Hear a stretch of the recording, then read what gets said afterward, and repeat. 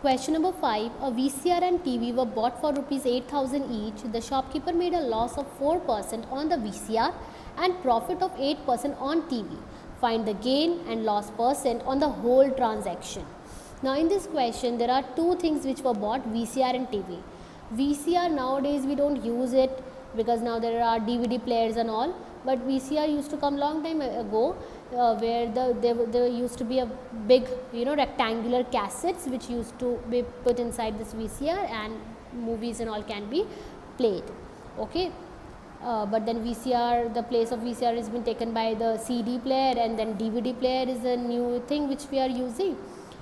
So in this VCR and TV, they both were bought for 88,000 rupees each, and the shopkeeper made a loss on the sale of VCR and a profit on the sale of TV. Now we have to find the whole gain or loss percent in the whole transaction. Whenever there are two things like this differently given, we have to calculate the selling price of VCR also and selling price of TV also separately.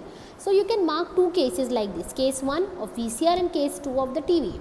VCR CP is 8,000, loss is 4%, and we have to find the selling price, and the TV CP, the cost price is 8,000, profit is 8%, and CP we have to calculate. Okay, now in this we have to first calculate the selling price of both, and then we have to check whether in the whole transaction there is profit or loss. Now we can't tell like this. We have to first check that what is the total cost price of both the thing. The total cost price was 16,000. Now find out the total selling price by adding these two. You will get the total selling price. If it is more than 16,000, that means that person had profit, otherwise loss. And you can calculate the profit and the loss percent by using the formula profit percent or loss percent. You can write profit upon CP into 100, and if there is loss percent, loss upon CP into 100. So you have to calculate the percentage.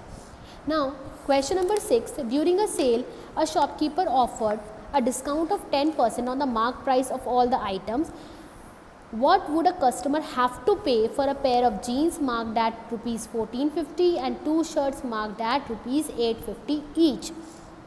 Now whatever is the marked price of these items, the shopkeeper is giving a discount of 10% on it. So the customer does not have to pay these amount, he has to pay 10% less than this. So we can either find out the discount given on the pair of jeans separately and the shirt separately and then add the bill amount, or we can first add the bill, whatever the cost he has to pay, and then find out the discount. Both way the answer is going to be same. Okay, so let's check question number 6. He has bought what is the marked price of jeans? It is rupees 1450. Marked price of two shirts.